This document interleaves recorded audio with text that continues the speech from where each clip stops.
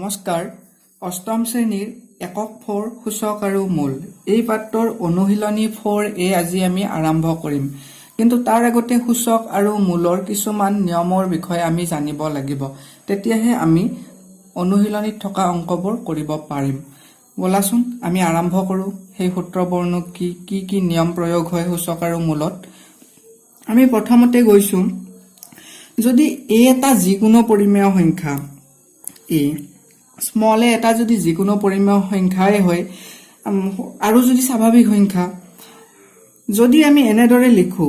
a to the power m এনেদৰে a ৰ ওপৰত মই n লিখিছো তাৰ মানে ইয়াত a হৈছে ভূমি আৰু n ক সূচক বুলি কোৱা হয় এনেদৰে যেতিয়া লিখা হ'ব a to the power n ইয়াক মতা হয় a to the power n মানে হৈছে এৰ nতম ঘাত কেই নম্বৰ ঘাত n নম্বৰ ঘাত মানে nতম ঘাত nতম ঘাত মানে তো আমি নাজানো কিমান তাক a পূৰণ কৰিলে আমি nতম ঘাত পাম গতিকে এই কিমানটা আছে a আমাৰ অখিমলৈ a আছে a আমি পূৰণ কৰি শেষ কৰিব নোৱাৰো nটা a আছে nতমক লগি আছে বুলি কলো nতম বাৰলৈ আমি পূৰণ কৰিলো গতিকে এইটোক লিখা হয় a to the power n ইয়াক কোৱা হয় ইয়াত হৈছে a ভূমি আৰু n হৈছে সূচক a to the power n ক এৰ nতম ঘাত বুলি কোৱা হয় এতিয়া আহিছো মই সূচকৰ নিয়ম কেইটালৈ এক নম্বৰ নিয়মটো হৈছে এইকেইটা অতিকে গুৰুত্বপূৰ্ণ নিয়ম ছাত্ৰ-ছাত্ৰীসকল তোমালোকে এইকেইটা মনত ৰাখিবই লাগিব আৰু অংক কৰোতে এই নিয়ম কেইটা আমাৰ মনত থাকি যাব কোনটো অংকত কি নিয়ম প্ৰয়োগ হয় এইটো প্ৰেক্টিছ কৰি থাকিলে তোমালোকে নিজে পাৰা হৈ যাবা প্ৰথম নিয়মটো হৈছে a to the power m into a to the power n into মানে হৈছে পূৰণ সমান কি হ'ব যদি ইয়াত চাবা তোমালোকে লক্ষ্য কৰিলে গম পাবা যে ইয়াতো a আছে ইয়াতো a আছে a to the power m আৰু ইয়াত a to the power n অৰ্থাৎ দুয়োটাৰে ভূমি একে যদি ভূমি একে হয় পূৰণৰ ক্ষেত্ৰত সূচক বিলাক যদি বেলেগ এইটোত আছে সূচক m এইটোত আছে সূচক n সূচক যদি বেলেগ হয় ভূমি যদি একে হয় তেতিয়া হলে সূচক দুটা আমি বিয়োগ কৰিব লাগে সূচক দুটা আমি যোগ কৰিব লাগে পূৰণৰ ক্ষেত্ৰত যদি মাজত পূৰণ চিন থাকে তেনেহলে সূচক দুটা আমি যোগ কৰিম a to the power m plus n এইটো এটা নিয়ম তাৰপিছত আমি 2 নম্বৰ নিয়মলৈ আহিছো এতিয়া এইটো নিয়ম হৈছে a to the power m হৰণ a to the power n এক নম্বৰটোৰ দৰে এইটো একে কিন্তু ইয়াত চিনটো অকল বেলেগ আছে হৰণ পূৰণ থাকিলে যেনেদৰে আমি m প্লাছ n লিখিছিলো এইবাৰ আমি a to the power m minus n লিখিম হৰণ থাকিলে মাইনাছ একেবাৰে সহজ এটা মুখস্থ ৰাখিলে তোমালোকে আনটো এনে পাৰিবা তাৰ মানে কি হয় যদি পূৰণ থাকে তেতিয়া প্লাছ আৰু হৰণ থাকিলে মাইনাছ এতিয়া আমি 3 নম্বৰ নিয়মলৈ আহিছো a to the power m whole to the power n a to the power m তো আছে আকৌ ব্ৰেকেট দি ওপৰত আৰু এটা m আছে ইয়াৰ অৰ্থ এইটোৱে যে m আৰু n দুয়োটাই পূৰণ হৈ আছে গতিকে এইটো আমি ব্ৰেকেটটো যদি আমি উঠাই দিও তেতিয়া এনেকৈ লিখিব পাৰো a to the power m n মানে m into n তাৰ পিছত আহিলো 4 নম্বৰটো লৈকে 4 নম্বৰটো হৈছে a b whole to the power m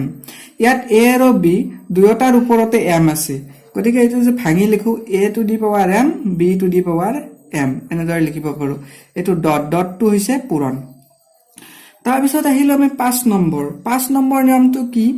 যে a by b whole to the power m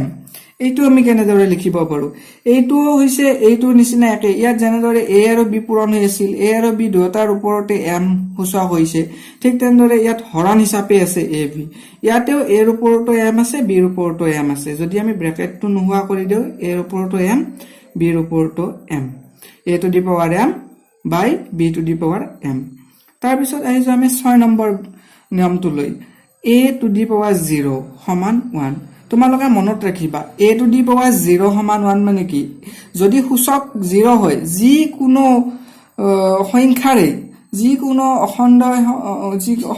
সংখ্যা স্বাভাৱিক সংখ্যা যিকোনো সংখ্যাৰে যদি সূচকটো 0 পাও আমি ওপৰত যদি 0 থাকে তেনেহলে সেইটোৰ মান 1 হৈ যায় তাৰ পিছত আহিলো আমি 7 নম্বৰটো লৈ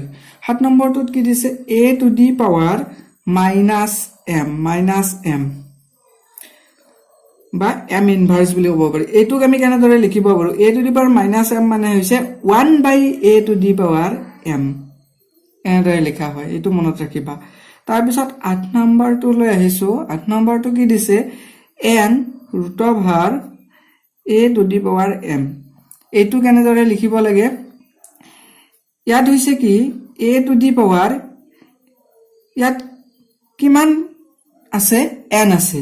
গতিকে এইটো আমি কোড লিখিম ইয়াতে আৰু m টো কোড লিখিম ইয়াতে এটো মনত ৰাখিব লাগিব এইখিনি হল এতিয়া আমি অনুশীলনী লৈ আহিছো অনুশীলনী আজি আমি 4a আৰম্ভ কৰিম 1 নম্বৰ প্ৰশ্নটো দিছে মানবোৰ মূল চিহ্নত প্ৰকাশ কৰিব দিছে ইয়াত দিয়া মান কেইটা মূল চিহ্নত প্ৰকাশ কৰিলে কি হ'ব সবা ইয়াতে 4টা আছে এই 4টাৰ প্ৰত্যেকটোৱে 4টা মানৰ প্ৰত্যেকটোৱে ওপৰৰ যিকোনো এটা সূত্ৰৰ লগত মিলি গৈছে আমি প্ৰথমটো লৈ আহিছো 8 টু দি পাৱাৰ 2/3 2/3 এই 2/3 টো হৈছে এটা সূচক 8ৰ সূচক হৈছে 2/3 আৰু ইয়াত 8 টো হৈছে ভূমি গতিকে এইটোক যদি আমি মান নিৰ্ণয় কৰিব লাগে আমি কেনেদৰে লিখিম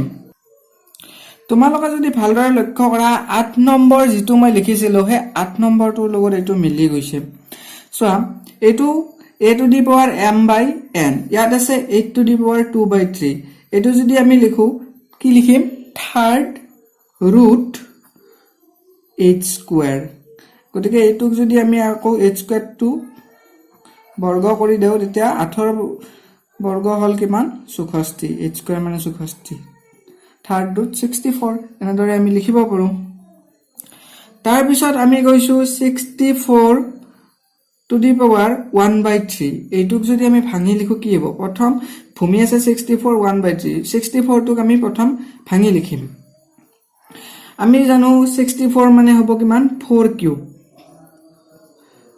কিউব বুলি লিখিলো সৰি এটো 4 কিউব লিখিব নালাগে কাৰণ এটো মূল চিহ্নতহে প্ৰকাশ কৰিব দিছে গতিকে আমি মূল চিহ্ন লিখিব লাগিব ৰুট অভাৰ চিন গতিকে এইটো ওপৰটো নিচিনা সেম গতিকে কি হ'ব এটো 3 থাৰ্ড ৰুট 64 তাৰ পিছত আহিলো আমি p টু দি পাৱাৰ -3 আকৌ হোল টু দি পাৱাৰ 1/6 আছে এইটো আমি কি লিখিম যে 6 root over p two the power -3 এটো কেনেকৈ হল এটোক যদি আমি এক্সপ্লেইন কৰিব যাও যে p টু দি পাৱাৰ -3 আৰু 1 হোল টু দি পাৱাৰ 1/6 এটোক যদি এক্সপ্লেইন কৰো কি হ'ব এই 3 টো কাৰ লগত পূৰণ হৈ আছে 1/6 ৰ লগত পূৰণ হৈ আছে গতিকে -3 ইনটু 1/6 গতিকে এটো কি হৈছে -3/6 হৈ আছে p টু দি পাৱাৰ -3/6 যেহেতু হৈ আছে গতিকে এটো কি লিখিম 6 root p two the power -3 এটো কোনটো নিয়মত গৈছে এটো 8 নম্বৰ নিয়মটোতে আছে তাৰ পিছত আমি এতিয়া শেষৰটো লৈ গৈছো শেষৰটো কি আছে 9 two the power 1/8 9 two the power 1/8 টো আমি এনেদৰে লিখিম 8 ৰুট 9 এইটো এইকেইটা আমাৰ হৈ গল এতিয়া আমি এইবাৰ আমাক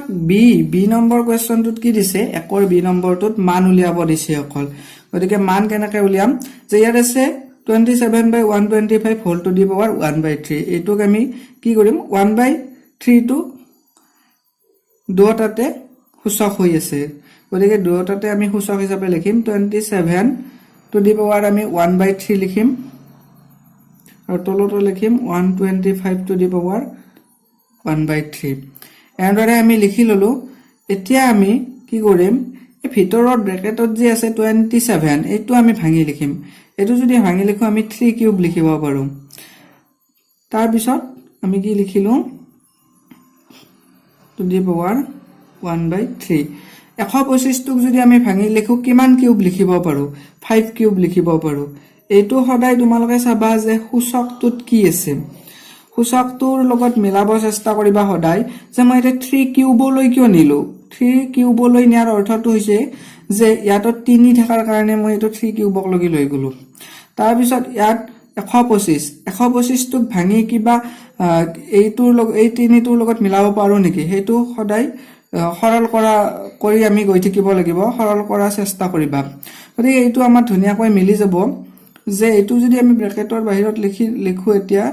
3 কিউব ইনটু 1/3 লিখিব পাৰো তাৰ পিছত তলৰটো আমি লিখিব পাৰো 3 ইনটু 1/3 এতিয়া 3 ইয়াতেও 3 কেনসেল গল তাৰ পিছত থাকিল কি তাৰ পিছত থাকিল ওপৰত 3 তলত 5 তাৰমানে 3/5 হল মানটো তাৰ পিছত আমি দ্বিতীয়টো কৰিবলৈ গৈছো দ্বিতীয়টোত আমাৰ কি আছে যে এটো একেবাৰে সহজ এইটোত আছে আমাৰ 5 root over 32 into 243 এটো প্ৰথম আমি root over টো উঠাই আমি সূচক নিয়মত লিখিম মূল চিহ্নটো উঠাই দিম মূল চিহ্নটো যেতিয়া আমি উঠাই দিম এটো 5 root মানে কি 1/5 হৈ গল তাৰ পিছত আমি কিবা ভিতৰত থকা সংখ্যা আমি ভাঙি লিখিব পাৰো নেকি যাতে 5 হয় সূচকটো যদি হেনতেনদৰে ভাঙো আমি 32ক যদি ভাঙি লিখো 2 to the power 5 হ'ব আৰু যদি 243 এইটোক যদি আমি ভাঙি লিখো হ'ব 3 to the power 5 তাৰ পিছত ইয়াত 1/5 লিখিলো সূচকটো এতিয়া এই দুয়োটাৰে সূচক হৈছে 1/5 গতিকে দুয়োটাতে লিখিম 2 to the power 5 into 1/5 into 3 to the power 5 into 1/5 লিখিম এইটো লিখাৰ পিছত ইয়াতে 5 কেনসেল গল কেনসেল যোৱাৰ পিছত 2 into 3 6 থাকি গল তাৰ পিছত আমি আহিছো y to the power -3 whole to the power -1/2 আৰু into y to the power -3/2 এইটো আমি কেনেদৰে কৰিব পাৰো এইটো আমি ব্ৰেকেটৰ ভিতৰত -3 আছে এইটো প্ৰথম আমি ব্ৰেকেটটো উলিয়াই লম এই দুটা আমি সূচক দুটা পূৰণ কৰি দিম কৰিলে কি হ'ব -3 into -1/2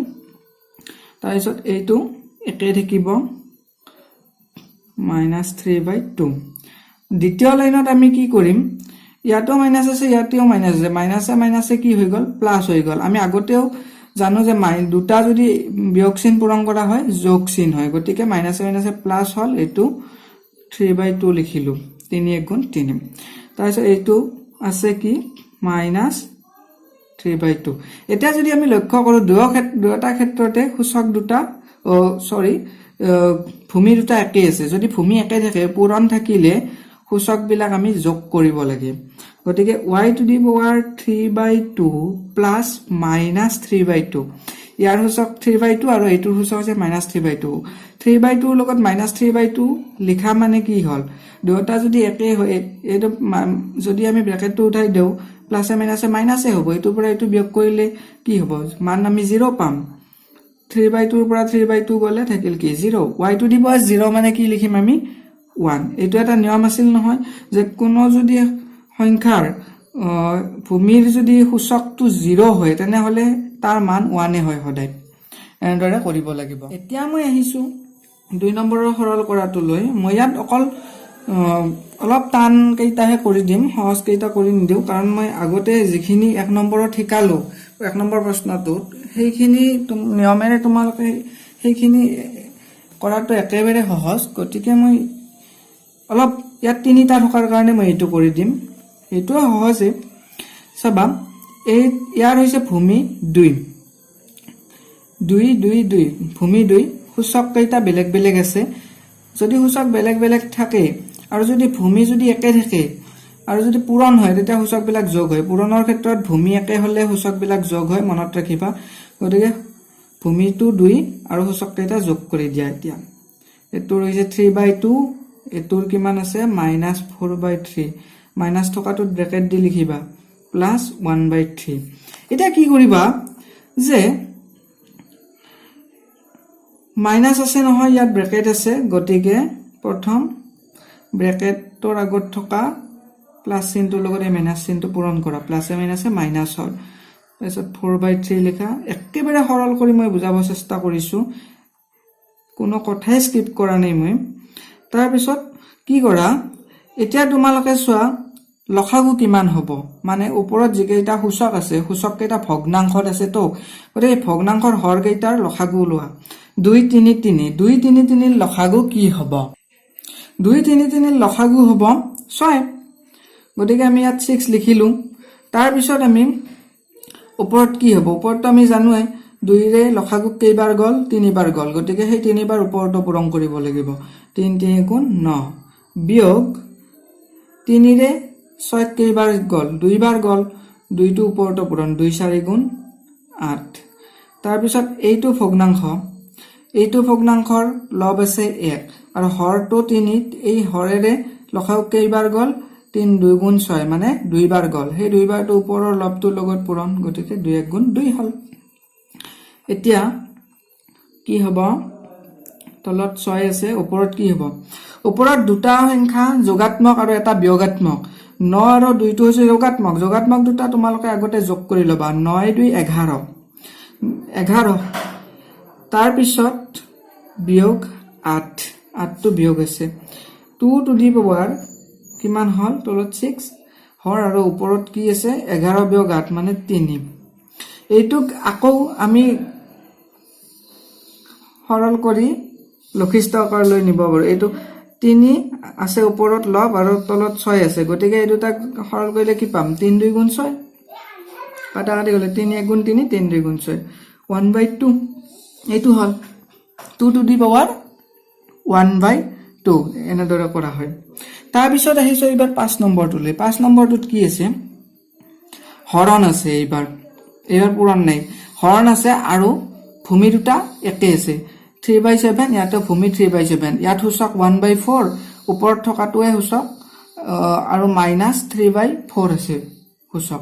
ভূমি দুটা যেহেতু একে হৰণৰ ক্ষেত্ৰত কি হ'ব নিশ্চয় বিয়োগ হ'ব তোমালোকে নিশ্চয় মনে দি ভাবিছা বিয়োগ হ'ব হয় বিয়োগে হ'ব তেতিয়া আমি কৰি দিও যে ইয়াত ভূমি হৈছে এইটো গতিকে সূচক দুটা বিয়োগ কৰি দিয়া 1/4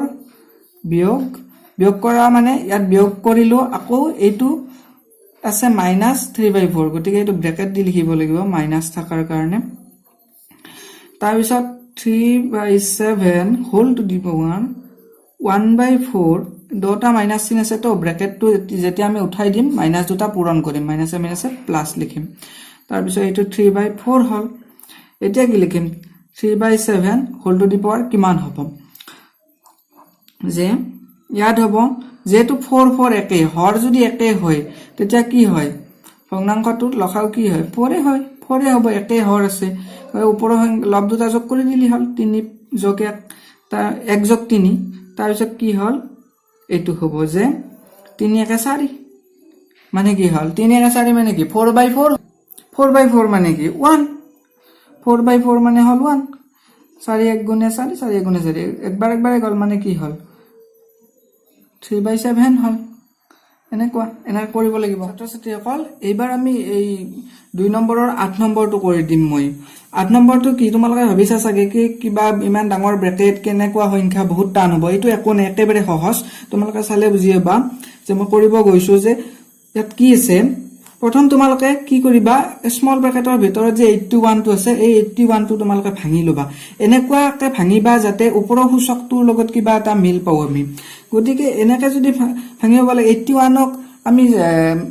4 ৰ ঘাটত ভাঙিব লাগিলে আমি কি পাম 3 টু দি পাৱাৰ 4 পাম মানে 3 যদি 4 বাৰ পূৰণ কৰো আমি 81 পাম তাৰপিছত এইটো স্টেপ আমাৰ হল বেলেগ বিশেষ ইয়াত একো কৰিব নালাগে তাৰ পিছত এতিয়া তাৰ পিছৰ স্টেপলৈ আহিছো তাৰ পিছৰ স্টেপত আমি কি কৰিম নিয়ম মতে চোৱা এইটো যদি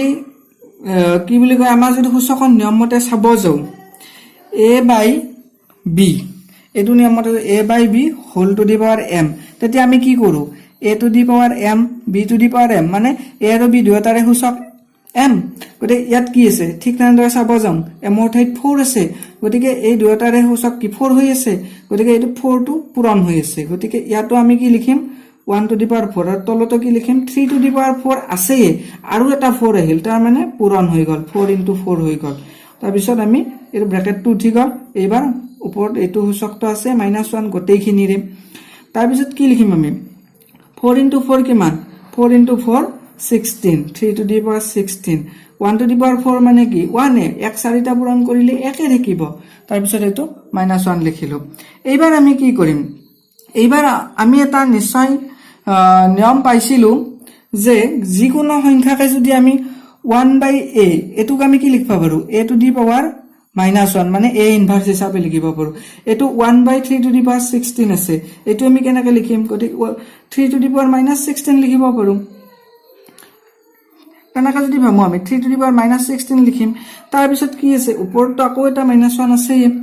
গতিকে এই -1 টো কাৰ লগত পূৰণ হৈ আছে এটোটো ইয়াৰ ঘাতে ইয়াৰ সূচকে তেনেহলে কি হ'ব 3 to the power -16 into -1 কাৰণ ব্ৰ্যাকেটটো উঠাই দিলে সূচকটো ইয়াৰ লগত পূৰণ হৈ আছে এইটো